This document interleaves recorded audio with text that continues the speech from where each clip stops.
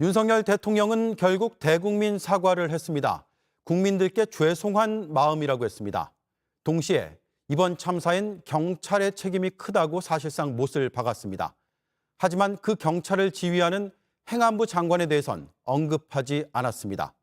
여러 경로로 이 장관을 경질해야 한다는 보고가 올라가고 있지만 윤 대통령은 일단 판단을 미루고 있는 것으로 보입니다. 최수영 기자입니다. 윤 대통령이 이태원 참사에 대해서 사과했습니다.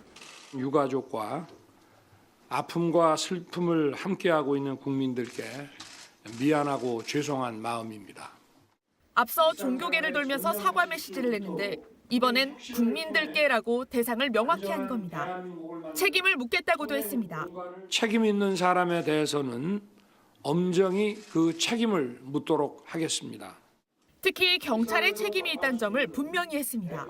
대통령실은 이례적으로 비공개 회의 영상까지 공개하며 경찰을 질타한 발언을 전했습니다. 왜 4시간 동안 물끄러미 쳐다만 보고 있었냐 이거예요.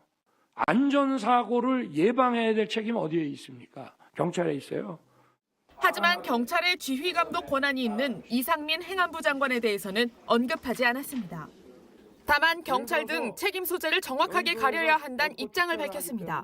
그냥 막연하게 다 책임져라. 그거는 현대사회에서 있을 수 없는 일이에요. 대통령실은 이 장관 경질론엔 진상규명 이후 판단할 것이라고 말을 아꼈습니다.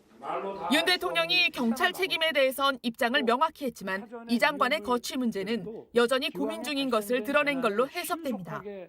국회에 출석한 이 장관도 사퇴 의사는 전한 적 없다고 했습니다. 대통령께 사의 표명한 적 있습니까? 없습니까? 지금 사의 표명한 적은 없습니다. 네, 그럼 대통령실과 그거와 관련해서 의논한 바 있습니까? 의논하지 않았습니다. 대통령실 관계자는 이 장관에 대한 자진 사퇴 불가론 등이 보고되고 있지만 윤 대통령이 결정한 사항은 아직 없다고 했습니다. JTBC 최수연입니다.